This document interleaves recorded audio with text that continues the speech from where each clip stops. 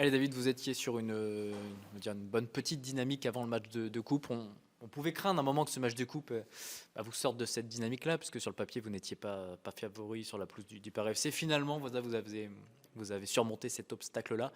Mais j'imagine que tu es forcément énormément satisfait de ça, parce que ça vous permet d'entretenir cette petite dynamique que vous aviez déjà lancée avant la coupe. Ouais, dans une bonne phase sur le dernier match. La seule défaite, c'est contre Nancy. Et je pense que sur le match-là, voilà, on aurait pu gratter un point. Ce match de coupe-là est important parce que voilà, on a montré qu'on avait un groupe qui pouvait avoir de l'appétit dans cette compétition et même dans ce match où on a pris confiance de plus en plus. Mais voilà, on est passé à autre chose. Dès le lundi, le mot d'ordre, c'était d'oublier la coupe et d'être focus sur le championnat. Il n'empêche que ça peut être important de se servir de ça, parce qu'on a vu même les images, tous les joueurs se sauter dans les bras après le coup de sifflet. Voilà, Ouais. ça fait plaisir à voir, en tout cas quand on est coach. Et j'imagine que même si tu souhaites passer à autre chose, c'est important de se servir quand même de cet exploit pour que les gars prennent confiance. Et dans une période peut-être où il en manquait encore un petit peu, ça peut être. Ouais, c'est ça. Après, ça a permis aussi de voir que le groupe était quand même assez étoffé pour pallier à certaines absences. Donc ça, c'est important. Quand on en parlait il y a 2 semaines par rapport au manque de doublons sur le poste de piston gauche, là on a vu Capo Silva qui a bien rempli ce rôle-là sur ce match. On avait une équipe très jeune, une défense très jeune sur ce match-là. Et ça montre aussi on a un groupe qui a de la ressource et que le recrutement qui a été fait en post-formation montre aussi que le projet est viable par rapport à ça. Et puis ça permet aussi à l'ensemble du groupe de croire encore plus à en ce qu'on fait, quels que soient les joueurs sur le terrain. Il y a des principes de jeu maintenant qui sont bien assimilés. Et puis il y a des joueurs qui ont été chercher cette victoire aussi par leur qualité individuelle. Et après la joie collective, voilà, c'est du ciment pour toutes les relations qu'il y a entre les joueurs pour la suite. Est-ce que toi, tu sens que ce genre de performance, ça te permet peut-être de légitimer un peu plus tout ce que tu mettais en place depuis le début de saison, de dire aux gars, voilà, peut-être qu'à un moment, ça tournait pas forcément pour nous, mais là, voilà, vous pouvez commencer à voir que ça porte ses fruits et qu'on est sur le bon chemin, quoi. Ouais, après il y a déjà le match de Nîmes là, qui nous a quand même fait beaucoup de bien, la victoire à l'extérieur à Nîmes. Après voilà, chaque match est différent. Maintenant il faut pas non plus s'endormir avec tous les compliments qu'on a eu Ouais. sur le match de Paris FC, hein. Là c'est ce que je leur ai dit, il ne faut pas que ça soit des somnifères. Maintenant c'est bien pour la confiance. Maintenant chaque match a sa vérité. Il faut aborder ce match de Valenciennes avec beaucoup d'humilité et surtout remettre à chaque fois les ingrédients sur le terrain. Il n'y a rien qui est acquis. Il y a rien qui est acquis. Donc ça légitime le travail, ça légitime leurs efforts. Aujourd'hui, il faut rester, et ça c'est mon rôle, il faut rester très focus sur le contenu des matchs. Il y a des matchs qu'on n'a pas réussi à gagner où les poteaux étaient contre nous. Là, les poteaux, ils sont plutôt pour nous en ce moment. Voilà, Nîmes a fait un poteau, PFC a fait un poteau, donc c'est pas pour dénigrer notre victoire, c'est pas du tout ça, mais c'est aussi pour montrer à tout le monde que ça se joue sur pas grand-chose. Donc là, il faut pas lâcher le truc. Voilà, on est sur une bonne phase. En championnat, on a encore des points à rattraper, donc voilà, restons concentrés là-dessus. Surtout qu'à Diochon, c'est pas encore ça, hein. Effectivement, là, on parle de votre bonne phase, mais c'est vrai que vous prenez un point au banc où vous méritiez de gagner, vous gagnez à Nîmes, vous gagnez au PFC, mais à Diochon, c'est encore un petit peu compliqué. C'est peut-être là-dessus que vous allez devoir Ouais, opérer la bascule. ouais, c'est ça, mais pourtant, enfin, pour moi, la meilleure performance, ça a été le dernier match à Diochon contre Orléans. Ouais. Collectivement, dans l'animation offensive, en tout cas, dans la réaction à la perte, ça a été l'un de nos meilleurs matchs. Donc là, il manquait quelque chose, voilà, on a une erreur de concentration qui nous a coûté cher. Mais, euh, mais voilà, effectivement, si on en est là au classement aujourd'hui, c'est parce qu'on n'a pas pris assez de points à domicile. Justement, on parlait de cette erreur défensive donc d'Ahmed en l'occurrence. On a pu voir au PFC que Shibani, quand tu le mets, ça fait le taf. Parce qu'à un moment, les tauliers, je mets des guillemets, mais les tauliers comme Ahmed Souali peuvent être inquiétés par la jeunesse qui pousse derrière et qui répond présent quand tu leur donnes. Bah après, voilà, Ahmed, il a fait un excellent match à Nîmes, hein. La réaction qu'il a eue derrière, elle a été Ouais. très bonne. Donc voilà, après Noïm a fait un bon match au Paris FC. Il a fallu quand même corriger quelques erreurs individuelles en vidéo aussi pour montrer que voilà, il y a un match, c'est 95 minutes, mais si on s'oublie sur deux, trois actions, ça donne des occasions adverses. Donc lui, là, il est en phase d'apprentissage et peut-être qu'il arrivera aussi, comme là, on le voit avec Yanis de Delhomme, à intégrer cette défense à 3. Donc l'avantage, c'est que maintenant, on est à 3 défenseurs dans l'axe sur ces derniers matchs. Donc ça rassure un peu tout le monde et ça permet à des profils comme Yanis, comme Noïm d'intégrer. Justement, ce changement de système, bah, il a profité en tout cas à Yanis Dedelhomme. Ouais. Voilà, qu'est-ce que tu peux dire de lui? On voit que c'est un joueur au culot parce qu'au PFC, tenter une panenka pour transformer le dernier tir au but, on va dire qu'il faut en avoir quand même un petit peu entre les jambes pour tenter ça. Ça démontre que c'est un joueur qui n'a pas peur, qui a du caractère. Qu'est-ce que tu peux dire au sujet de Yanis? Ouais, il a du tempérament. Voilà, c'est un garçon qui avait fait le dernier match de préparation avant le championnat à Molenbeek. Ça s'était mal passé et ça s'était pas très bien passé pour lui aussi, donc il était sorti à la mi-temps. Et puis il s'est accroché, il faisait pas partie des compositions d'équipe sur les premiers matchs. Il a joué en équipe réserve, il l'a fait sérieusement, puis il a travaillé à l'entraînement, et puis il s'est retrouvé une fois 17e dans le groupe, puis il s'est retrouvé sur le banc, et puis contre le Paris 13 Atlético, il est rentré à la mi-temps suite à la blessure de Pionnier, et puis il a fait le job. Et ouais, c'est quelqu'un qui a une âme de leader aussi, qui est un compétiteur. Et donc c'est pour ça qu'il a eu le brassard au Paris FC aussi. Donc voilà, mais il est en construction. Non, là, il prend beaucoup de plaisir à être important dans l'équipe, dans cette défense à 3. Maintenant, et ça c'est un objectif que je lui ai fixé aussi, c'est qu'à la fin de la saison, il doit valider ça et être aussi une possibilité, enfin une option sur une défense à 4. Parce que pour les défenseurs centraux, on ne va pas le nier, c'est quand même plus simple de défendre dans ce système-là que d'être avec 4 défenseurs. Donc voilà, c'est un garçon qui est encore en développement.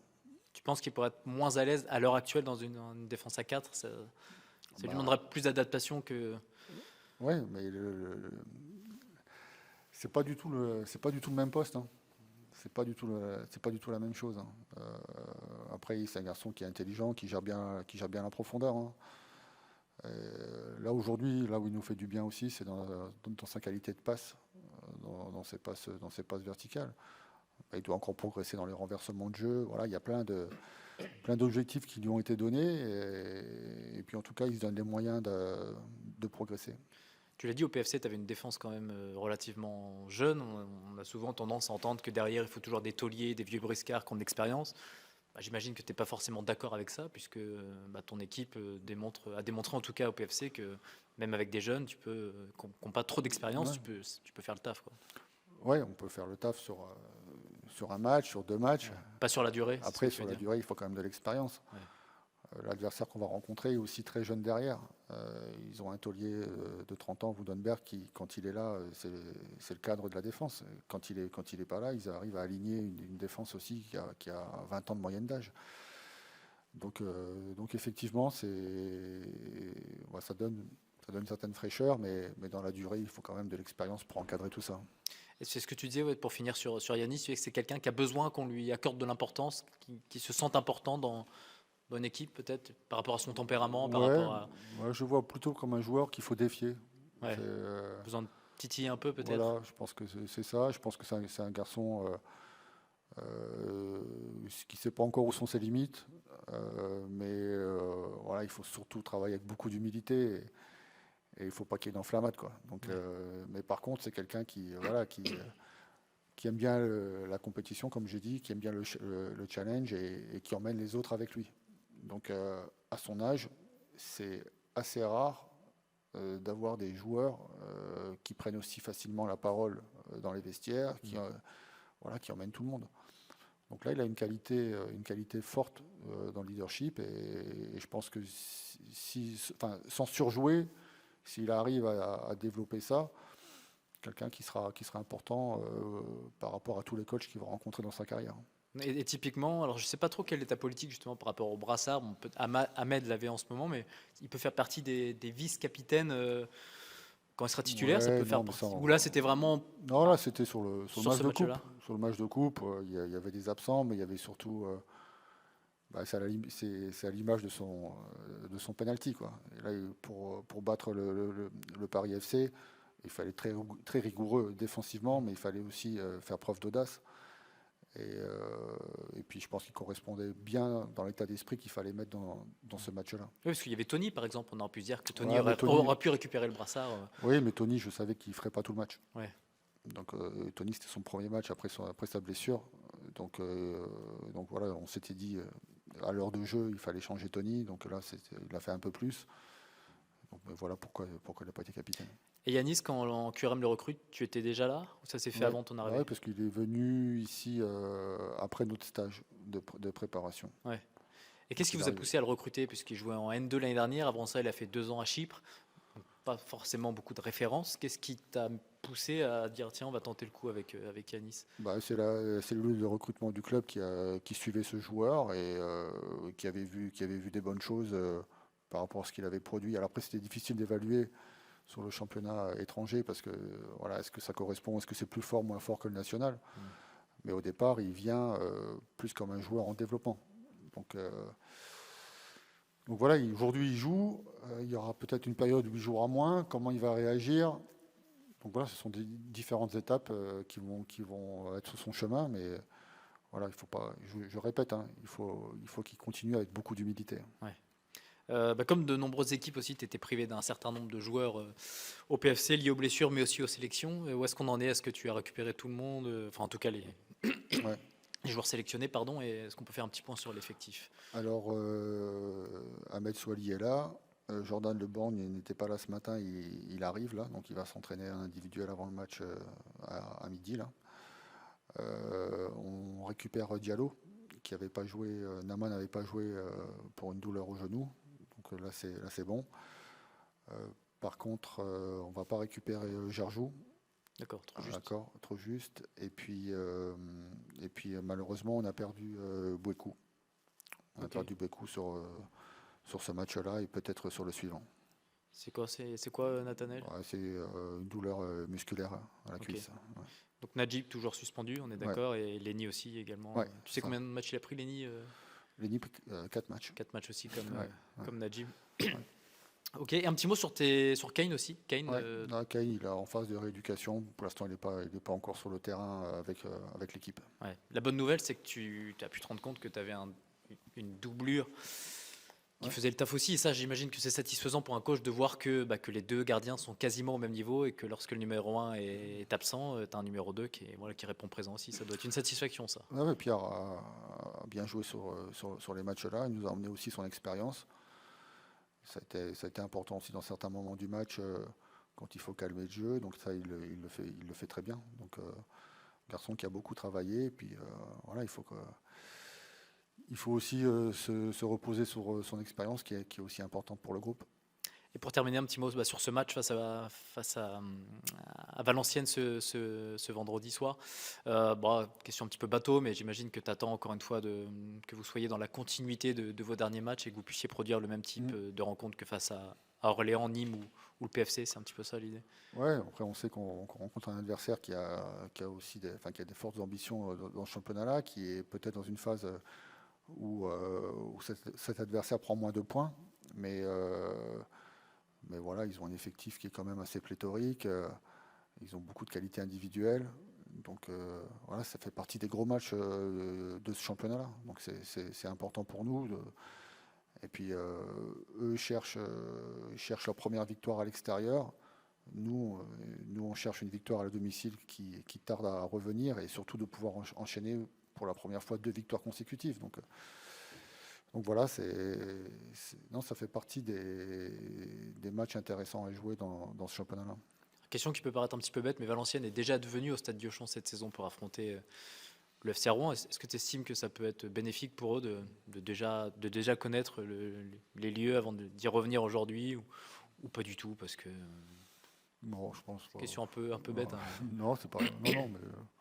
Non, je pense pas que c'est. Le fait qu'ils aient déjà des repères ici, ça peut.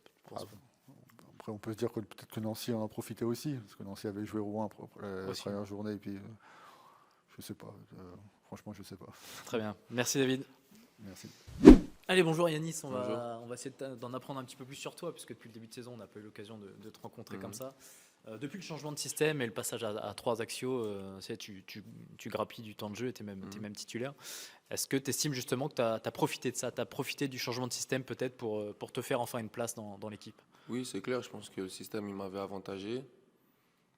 3 centraux, forcément, il y a plus de place, étant donné que je suis gaucher.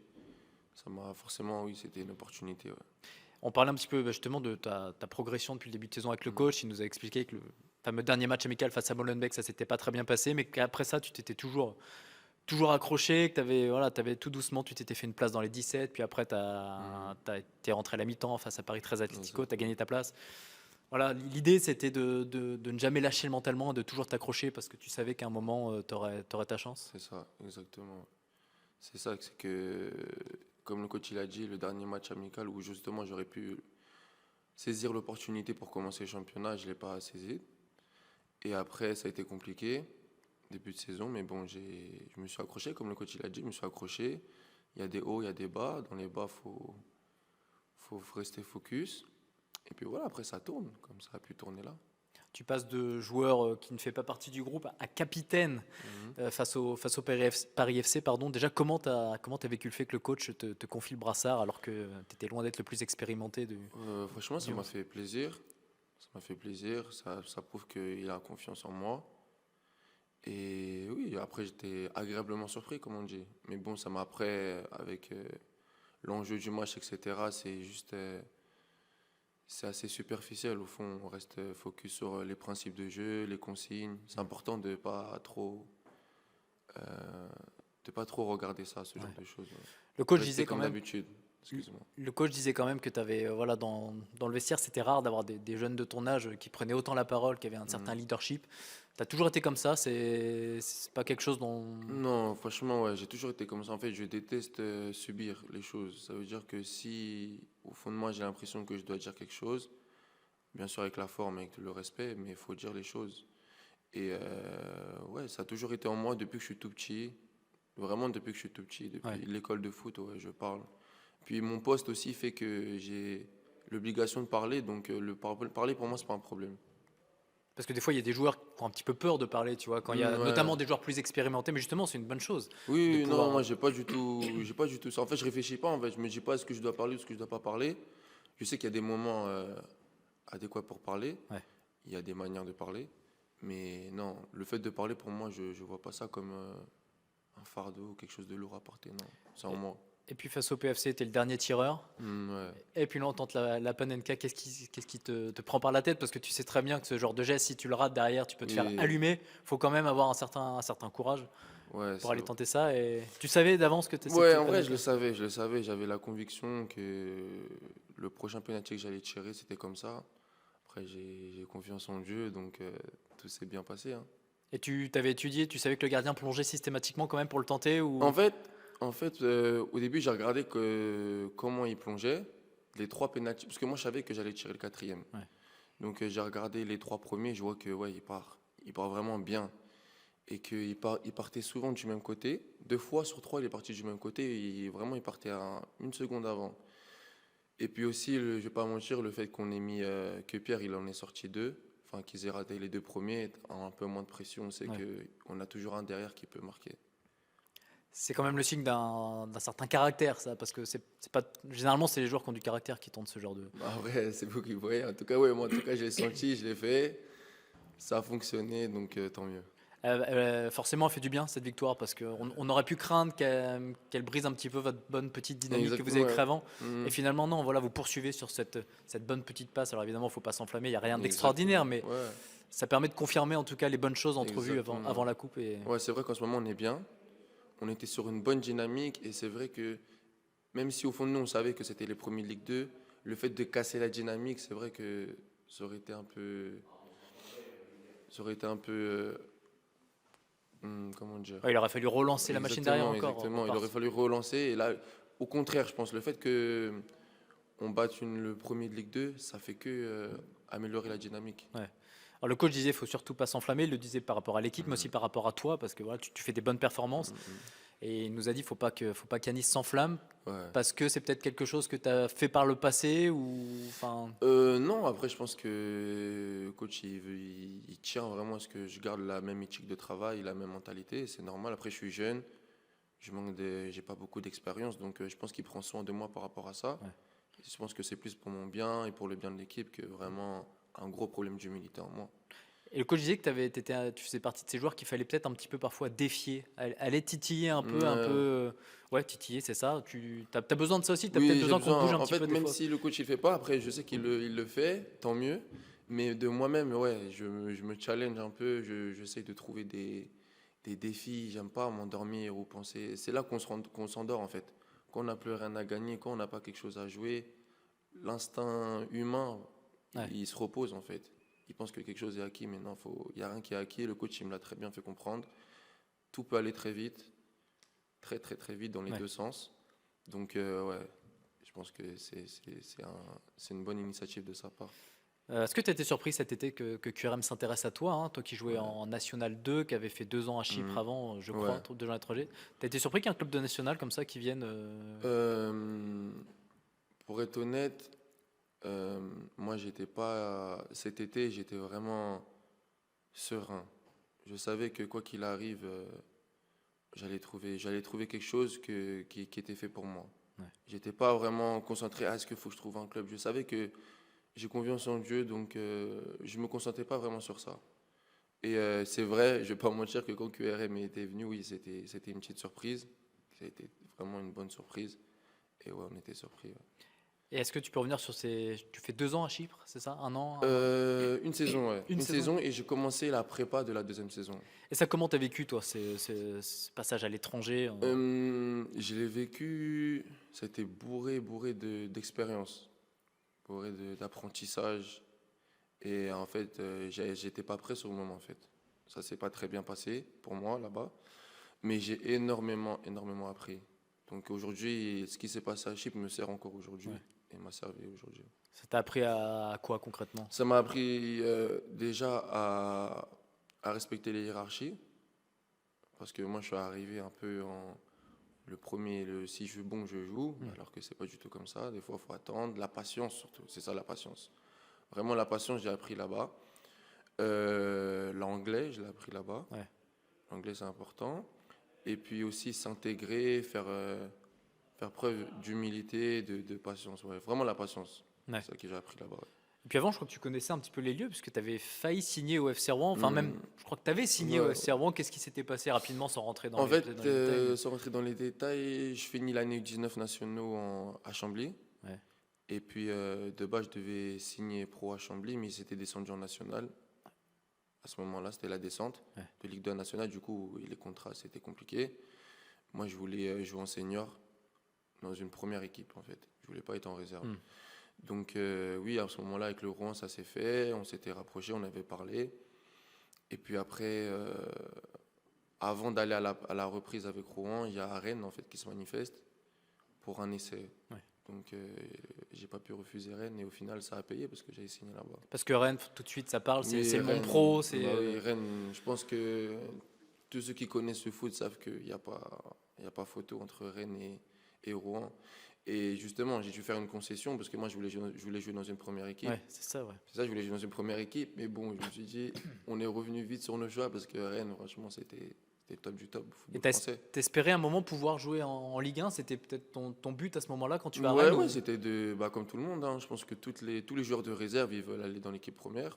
C'était le mien aussi. J'ai pu y toucher.